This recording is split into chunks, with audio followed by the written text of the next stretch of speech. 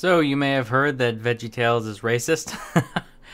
This is something that came out just a few days ago on December 3rd. This is the original article as best as I can, as far as I can tell. It's on the College Fix. I'll leave a link in the description because, of course, always use the original article when you can.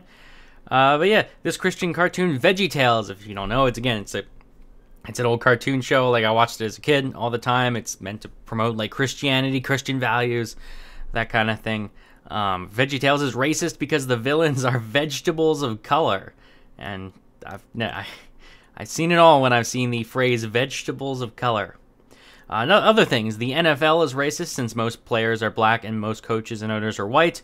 And white women advance white supremacy when they support Donald Trump. Now, those last two things didn't really, like, hit the news lines everywhere because we've heard them all before. Like, they've been said 10 to 20 times. I've heard them for years. Like, that's overall nothing new. But this VeggieTales thing. So what happened is, this was a university, what was it, in San Marcos, California. Oh yeah, California State San Marcos hosted a forum, and it looks to be for a certain communications class where they presented, like it was for a project. I'm guessing it was some kind of seminar.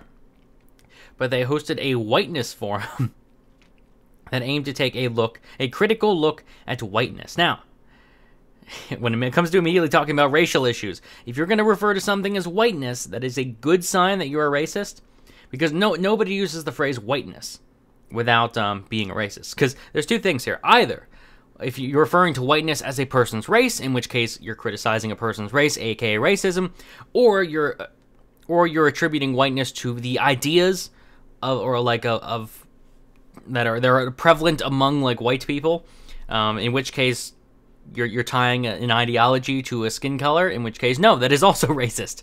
So don't do that. But generally, honestly, like, if people say European culture, I'm fine with that, because obviously Europe is predominantly white, but they're talking about they're talking about the culture of Europe. They're not talking about the culture based on someone's skin color kind of thing. It's a correlation, but the difference is very significant because you're no longer, like, there are two different factors of one thing. Culture arose out of Europe, and they also just happen to be white. And to link culture and race in a sense that, like, it's correlated, but it's not linked, if that makes sense. Like, it's not that one causes the other. But yeah, so VeggieTales being racist. They gave a whiteness forum, a critical look at whiteness. It was the Communications 454 class. Students' final project for the class, that was it. Walking into the room, a large digital overhead screen read the annual Whiteness Forum, and at each station, students stood by their projects to talk about their whiteness studies. This is called indoctrination. And I know, I mean, like, indoctrination is not just opinions I don't like, but when you're like, yeah, you have to talk about things from the perspective of whiteness, you were saying when you're talking about whiteness, that isn't automatically, like, collectivist, progressive perspective. So in this sense, I have to imagine that if you're not far left, and I mean that, far left, like if you're moderate left, and you're not just giving in for a good grade, you're going to fail this class. Various titles for projects included White Avoidance, Civilized versus Uncivilized, Kill the Land, Kill the Indian, White Women's Role in White Supremacy, and Gun Ownership and Racial Bias. Now, that last one actually has kind of a legit title as far as I can tell, but again, I'm just looking at the title. So, granted, they probably went the completely wrong way with the idea. One project argued we already went that. The NFL, like, most football players are black, most coaches are white, it's a power difference, therefore racism. Another project suggested that children's television show VeggieTales perpetuates racial stereotypes. A female student who worked on the project said in an interview that the accents of the evil characters tend to sound ethnic, such as Latino, while the good characters sound white. Now, the weird thing is, thinking about this as a kid, this is the image from the article that I brought up. The interesting thing is, when I think of a stereotype, like a total stereotype for a villain, I either think of them as like the rich, like, white Wilson Fisk Kingpin style, like, Marvel character, the mob boss, possibly Italian, because Italian mob, which is based, like, that's not something that just, we were like, hey, let's say these people are terrible because of their race. It's like, no, it's based off the Italian mob. Or honestly, I think of them with a French accent. I don't, because there are a surprising number of like evil characters with the sinister French accent, and I think that's more of just a trope. Like I don't think anyone, I don't think anyone, I don't even think kids look at that. Look at some character, some animated character, whatever, some evil villain with a French accent, and thinks, okay, the fact that he has an accent and the fact that he is French must mean that the French are evil or something like that. I don't think that's what kids think. I think there are like, or that's for another topic. But children in the church, I want to read this because this is as close as you can get to the original source. Because I know it's topics like these that tend to get sensationalized. But this is what it looks to be a screenshot from the actual project and what it said. Parents rely on TV to teach their kids important lessons like problem-solving, friendship, and the Bible. Or problem-solving, friendship, and the Bible. VeggieTales was created by Christians in response of losing the attention of children for secular cartoon programming. That I can probably believe. Racial minorities were usually depicted as villains. Now, again, I watched VeggieTales as a kid, and I didn't turn out to be a racist. I know that's just anecdotal, but I know a ton of people that watch VeggieTales and aren't racist. Again, the plural of anecdote is not data, but I just want to point that out. They humanize vegetables using stereotypes. Yes, they do humanize vegetables. That's the point. Shown in accents and racial indicators to identify people of color in the show. I suppose. In fact, it was even found in the same study that many of the villains' characters characterized. I can't read today. Many of the villains characterized by race were found to be irredeemable characters, which is ironic because a major theme in the Bible is Jesus' power of the redemption of God's children. Whiteness in the Bible isn't just seen as power, it's seen as good. And again, there is the problem right there. Whiteness. Something tells me that the creators of this show were not thinking about whiteness. Maybe they were thinking of cultural difference. I don't know. I don't know what they were thinking of. But I don't think they were thinking of whiteness, because that's not something that the vast majority of people think about. I doubt the vast majority of people even know that the word whiteness is a thing. They don't attribute it to anything. But that's where I see the issue. When you take something like whiteness and apply it as a lens to other things, you're seeing things where nothing belongs, where nothing exists, because you're assuming that the people that what you're looking at, the people that created what you're looking at, are looking through things with the same lens as you, whether consciously or unconsciously. And it's like, no, that's not what's happening. Whiteness in the Bible isn't just seen as power, it's seen as good. When kids see the good white character triumph over the bad person of color character, they are taught that white is right and minorities are the source of evil. I don't think that's the case. Again, I don't think that's the case. For the fact that they're vegetables, I think has a lot to do with it. Like, when we're talking about vegetables here, and I get that the vegetables have personified human characteristics. Yeah, I don't think people are making that connection. I fail to see how that such a connection is being made when it comes to racist vegetables. A child's mind is developing, and they will absorb what is taught to them. That much is true. They will absorb what is taught to them. But when it comes to VeggieTales, overall, that's the thing. I'm trying to think of back the VeggieTales I watched, because I watched quite a few, but I barely remember any. And from what I can remember, they were all pretty much just Bible stories or things about Christmas. And I genuinely cannot recall any kind of racism. I can't recall any of the bad characters. Maybe I just was dumb as a kid and wasn't paying attention. But I can't recall ever getting that message, ever seeing someone of a different race and thinking, oh, they're just like that VeggieTales villain. I don't think that's what happens. And that's, again, the lens of looking at things through whiteness.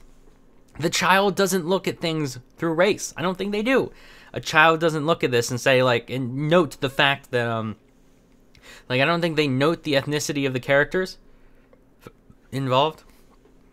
So I see an issue there. And obviously, I suppose you could say that most of the characters, I guess this isn't even much of a complaint, but most of the characters are obviously going to be Anglo-Saxon, because those are the people who made it. When people make something, they make it based on their own culture and geography and things around them. So they're going to be Anglo-Saxon. When supremacists aim to taint the way children think of people of color, it will work. Again, I think this is assuming that VeggieTales is written by supremacists, which I fail to see the evidence for that. VeggieTales and other like-minded works, I mean, I suppose they're Christian supremacists, but they're not white supremacists. VeggieTales and other like-minded works have made the good messages in the Bible dangerous. I don't think it's VeggieTales that made the messages in the Bible dangerous. Like, I'll concede I have not read the Bible, but there are plenty of people that have done some pretty awful things in the name of the Bible, just as there are very good people that have done lots of good things in the name of the Bible. But I don't think VeggieTales is part of it. I don't think VeggieTales is causing white supremacy, and I honestly don't even know what to say. Like, I'm trying to come up with a better way to debunk this, but I think it's just so out of the realm of reality that there's not much to say. It's the only critique I can really offer that connects very well is just to say that this is what happens when you look at things through a lens of whiteness. You cannot do that. You cannot analyze things from this perspective because you're assuming that everyone else is so obsessed over race just like you are, and that's not what's happening. Still another student project stated that white supremacy is caused in part by the media, since white shooters are simply called shooters on the news, yet minority shooters are often called terrorists. Well, there's a reason for this, and it's actually because that tends to be what happens. Like, as we've seen, or the Pittsburgh shooting, of course, that guy was white, that guy was a terrorist. Like, we can say that guy was a terrorist, he was doing it to cause fear, he was doing it to, he was a huge anti-Semite. That guy was a terrorist. But it seems like most of the white shooters that make the news are all messed up kids that want to just kill people. Like, they're messed up kids. They're like, screw the world, screw everything. I just want to go down and take everyone out with me, I guess. They want to take revenge on people they hate. They're not afflicted by ideology. They're just, that's what it seems to be, at least in terms of trends. And why are minority shooters often called terrorists? Well, it's because the minority shooters, like the ones that make the news, the ones that are the most common, are the radical Islamists. Again, it's not saying like, oh, there's a causation between being a minority and being a terrorist. No, it's just that's a correlation that just happens to exist. And that's the thing. That's what people. That's the thing. They're seeing correlations and they're determining causation based on their own ideology rather than what's actually happening. And a flyer handed out with the White Women's Role in White Supremacy Project shows a picture of women supporting President Trump, flanked by pictures of women in the KKK. No ideology here, clearly. As the afternoon event unfolded in the public university, several hundred people, mostly students, came into the room and viewed all of the different presentations. Of course, again, not only did you indoctrinate the students, but now you are indoctrinating everyone that showed up as well. Some students were also offered extra credit by other professors to attend the Whiteness Forum, such as Professor Gloria Pindi, who teaches critical intercultural communications in women and gender studies. Also ideologues. Sorry, I just looked at the I just looked at the thing on the left there, the White Women's Role in White Supremacy. A student in Pindy's class who attended the event for the extra credit also told the College Fix that he felt the forum accomplished just the opposite of promoting the notion for equality of all. Yeah, of course, of course, what they're doing here is they're attacking people based on race. They're talking about, they're identifying a group, white women, and their role in white supremacy. Like, here's the thing. If we're going to be talking about demographics, then people that counter with facts about demographics, I don't see as racist or anything, because demographics are already the subject of conversation. Therefore, people that are bringing it up even further to debunk it or whatever, like to debunk what people are saying about demographics, I don't see that as prejudiced at all, because that's the topic of conversation. But when people focus on this, when people make that like when people are the ones that bring it up, when people are the ones that that focus on it, that white women's role in white supremacy, it's like, okay, why are you assuming that white women is a group that you can assign moral blame to? It's like, you can't do that. You just cannot do that. That's the issue. Whereas it's the collectivist problem with taking a group of people based on a certain race, ethnicity, like gender, and saying these people have a collective guilt based on what's been happening. It's like, oh, white women have been apparently historically oppressing people of color. And it's like, I suppose that is a factual statement if you're telling me that some people who happen to be white and women were oppressing other people who happen to be people of color. And could it be for racial reasons? Sure. But what you're doing is you're not saying people that happen to fit in these groups. You are saying the groups themselves are the problem. That's the thing. It's like if like, what was it in Florida where The one, or I'm not even gonna pick an example because there are quite a few. Like a white kid shot up all the white kids that go through school shootings and shoot up like the school and kill loads of people. Like I don't look at my arms, realize my skin color, and think, dang, I feel pretty bad about that. Like I don't say we screwed up, we did a bad thing, because he and I are those shooters and I are in two completely different groups.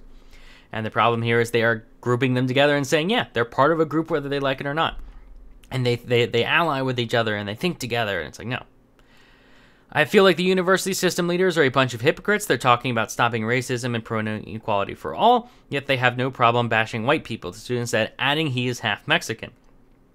They're trying to make people feel guilty for being white. I think that is what they're trying to do. And overall, it's like, yeah, it's bad. If you're trying to make someone feel bad, or if you're trying to make anyone feel a certain way because of their skin color, that is messed up.